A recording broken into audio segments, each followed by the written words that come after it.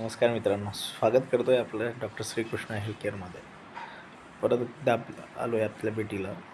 सध्याचं वातावरण जर लक्षात घेतलं आणि जी थंडी पडते आहे, या थंडीला अनुसरून मी एक छोटासा आजार जो आपल्याला या थंडीच्या दिवसांमध्ये पाहायला मिळतो, की थंडी जसजशी जास्त वाढत जाते आणि आपण सकाळी उठतो, तर सकाळी उठल्यानंतर काही लोकांना असा त्रास होतो, की गळा एकदम घशामध्ये दुखायला लागतं आणि व्यवस्थितशीर बोलता नाही येत. मग अशा वेळेला काय करायचं? तर आपण पाण्याची गार्गलिंग वगैरे करतो, पण तरीसुद्धा तो त्रास आपला वाढत्या थंडीमध्ये कमी होत नाही.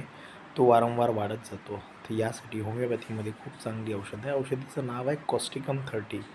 कॉस्टिकम 30 ही जर औषध तुम्ही दिवसभर 3 वेळा याचे 4 ते 5 थेंब 5 दिवसापर्यंत घेतले, तर नक्कीच तुमचा असलेला हा त्रास कमी होईल. तेव्हा भेटूया नेक्स्ट व्हिडिओमध्ये.